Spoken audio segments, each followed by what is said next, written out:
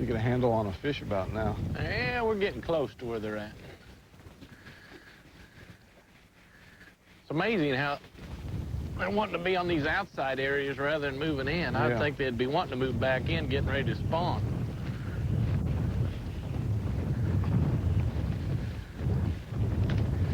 Maybe that's what they're doing, staging on these points, getting ready to move back into these coves.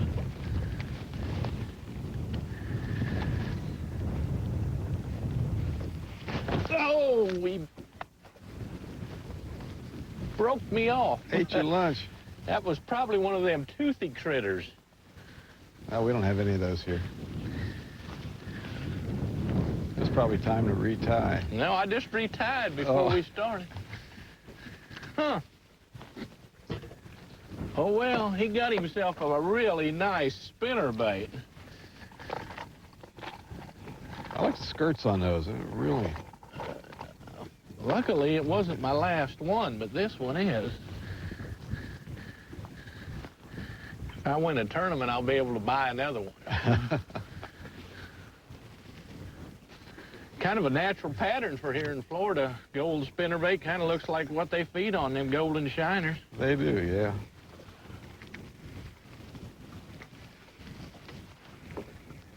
And today, it doesn't seem matter if you slow roll them or if you Nah, well, real I was fast. just kind of slow rolling that. He tried to knock the air totally out of it. Did a pretty good job. If it was a bass, he'd have jumped by now trying to throw it, though.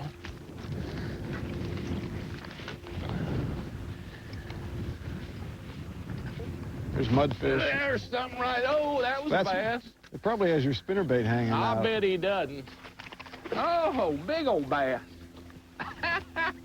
God, this isn't fun at all. What a fish.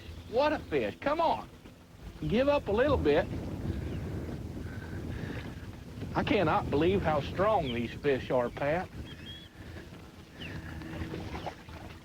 Boy, I'd hate to think that other one was a bass because he hit twice as hard as what this big boy did. What a pretty fish.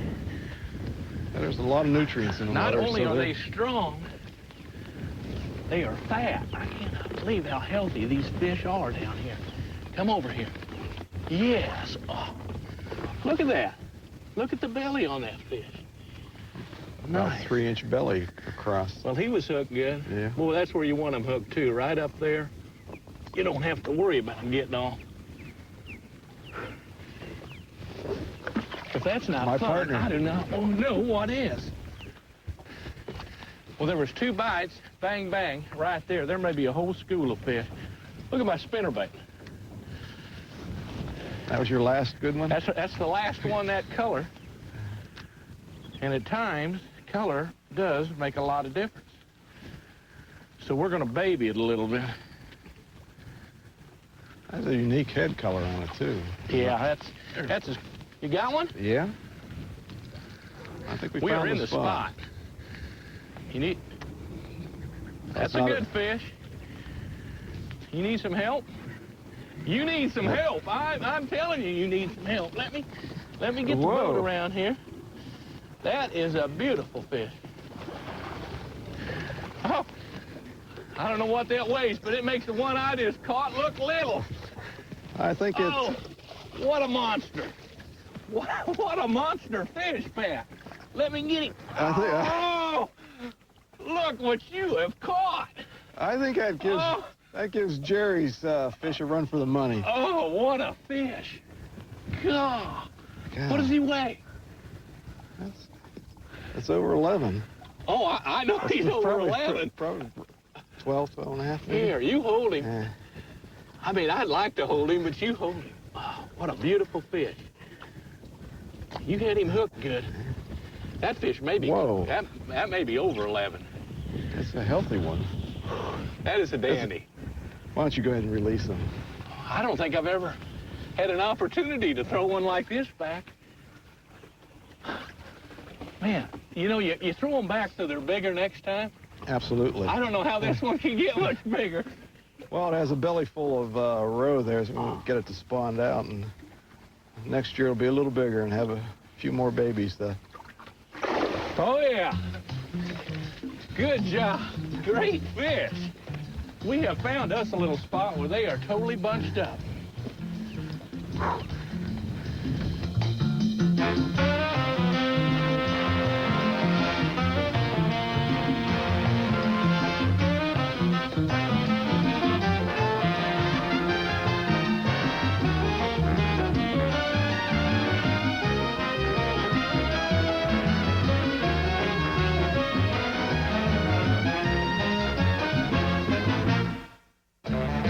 The Bass Class with Denny Brauer is in session, and it's being brought to you by Evinrude Outboards, powered by fixed fuel injection, and by Daiwa Extreme Performance Tackle.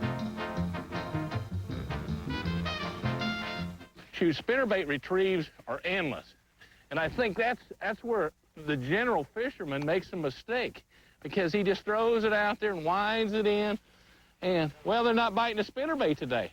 Well, they might have not been biting that particular retrieve with a spinnerbait. But if you experiment it, speed it up, slow it down, let it flutter. So many of these fish absolutely love to take baits on the drop.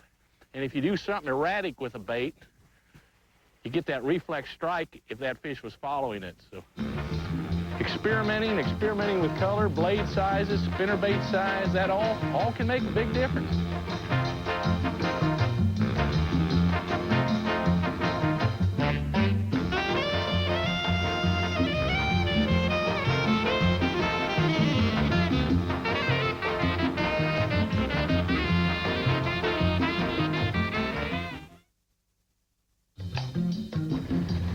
We got a little cloud cover, a little bit of wind breaking up the surface. They get up on top of that hydrilla rather than being buried up in it. You get a lot better chance when you come by them clumps of that spinnerbait to get them to hit it. When they get buried up in it, you almost have to drop a worm or a jig down through it. And that makes it a little harder, especially when they're on these flats where you're not sure where they're located. You can cover a lot more water with this spinnerbait. Oh, there's one.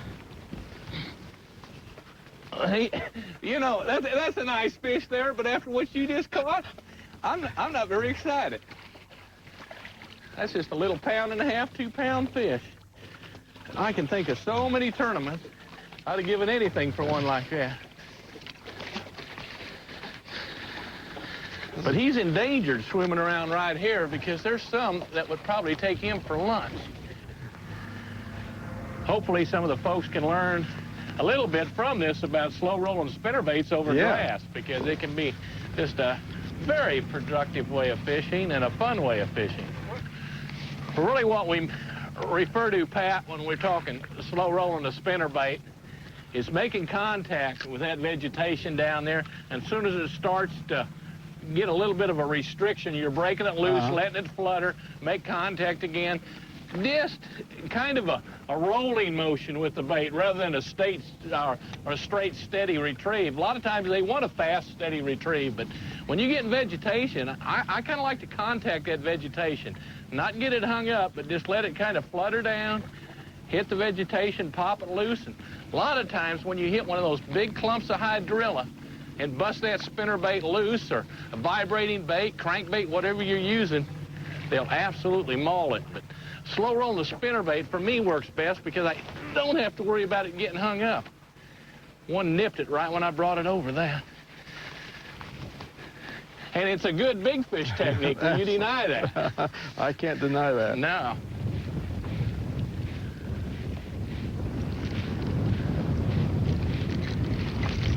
What do you got? What do you got? I heard him, but I haven't seen him. Oh, that's a nice fish. Nothing wrong with him.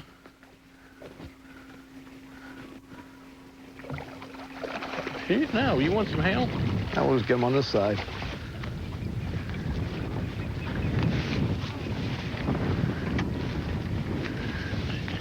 Yeah, there's nothing wrong with that fish, Pat. No? Good, healthy fish. They're really clean. I'm surprised. Yeah, they don't have many marks on them or anything like they do at certain times of the year.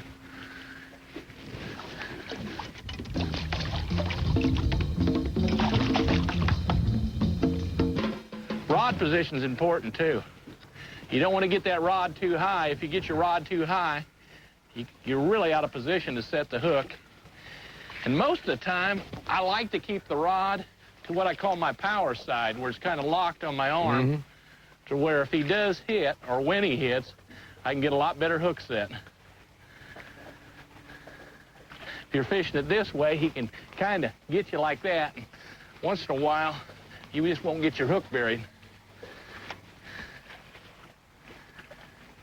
This water we're in is averaging 2.5 to 4 foot. Vegetation, most places, is growing about 1 foot off the bottom, but then you'll have these little clumps that almost come to the surface. You're just kind of weeding your way through them. Oh! Just fluttered it over that grass, and he cannonballed it.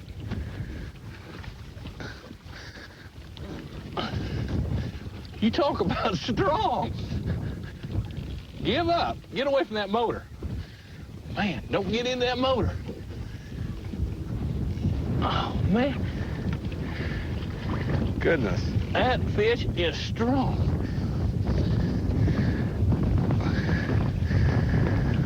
He's gonna wear me down before I wear him down. How big did he look to you when he jumped? Oh, yeah, look at him. Oh, yes. Oh, yes. That is a dandy. Now, look at what we've got again. The trailer. See that? Isn't that the trailer something? hook. Let me get my... Would have not got that fish without that trailer hook. Sun come out, they're really not wanting it like they were. They're just nipping at it. That little trailer hook barely got him in the lip. Now, is that the value of that or what? Do you have any more trailer hooks? Do I have any more trailer hooks? What a fish. Whew. That was fun. You did good. Did he fight? That fish fought now. Man. I don't catch a lot of them like that. I fish all over the United States, but I do not catch a lot of great big old fish like that. You can put some in your live well and take them to Sam Rayburn. Man. What a dandy.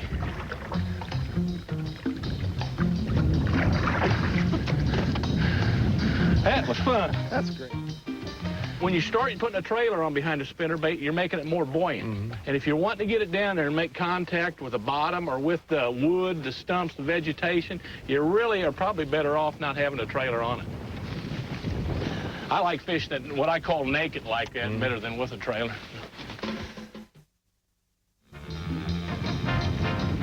Ah, there's one. Yeah. All right.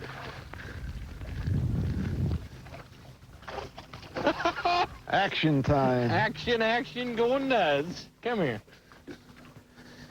This water's really clear up in here. It's clear. A lot clearer in the area we had been fishing. Yeah. You done? Yes. That's a nice fish. Yeah. Boy, he had both the trailer hook and the main hook.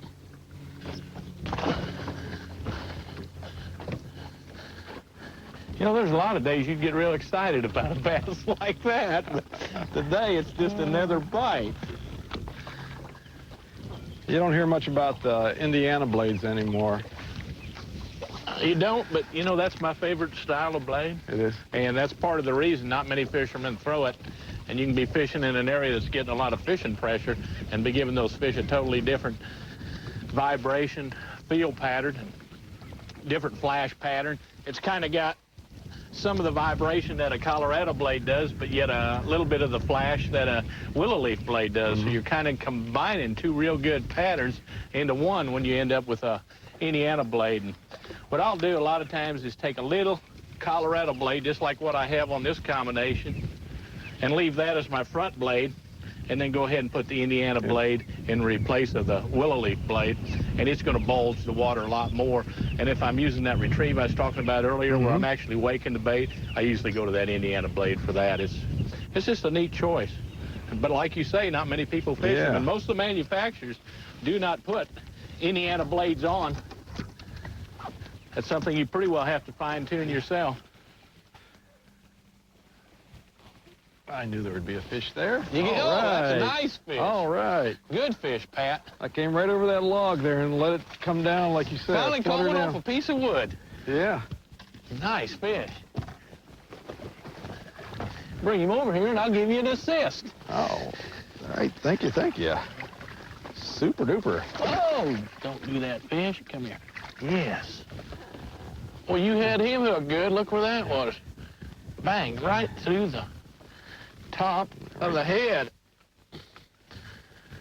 Thank you, thank you, thank you. Good catch. He didn't have to splash me like that. Off the log. What'd you do, bring it over and let it flutter? Yeah. Mm-hmm. See, Huh. your free seminar paid off.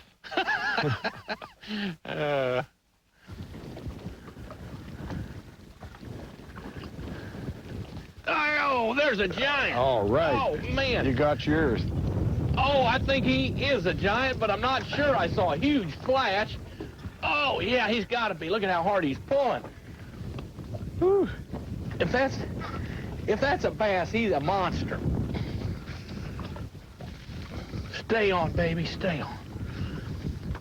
He's trying to bury up that grass. Oh, yeah, it's a big old bass. Look But at we him. said it was your turn. Stay hooked. Whoa, get out of that motor. There he goes. He's not ready to He's come not in. ready. He's trying to get me into the lake. Man, did he pop that bait. If this isn't fun, I have no idea what it takes to have fun on the water. Okay, he's ready.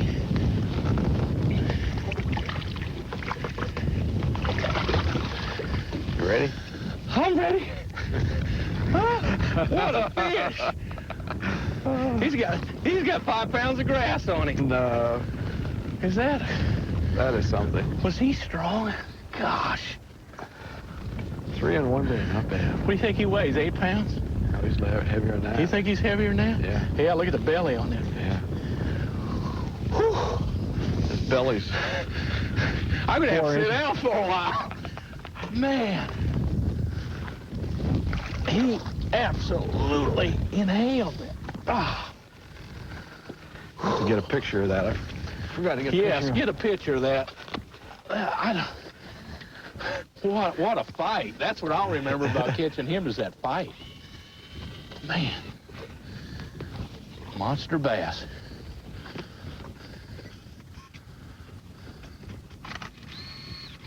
Super. Take another.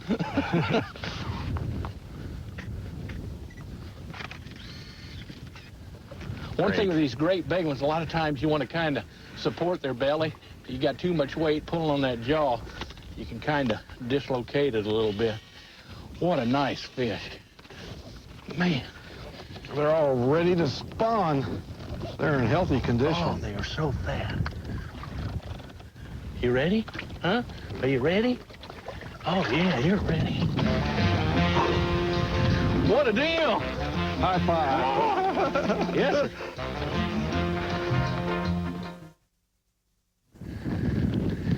Pat, people are never going to believe when they see this on TV that this was all shot on public water Right. where other people can come fish. I think year-round, right? It's open year-round? Year-round. Mm-hmm. What an opportunity for the public. So many television shows get shot on private water, and they still don't end up catching fish like this. And here we are out here having the time of our life. I'm not so sure this isn't one of the best days I've ever had fishing.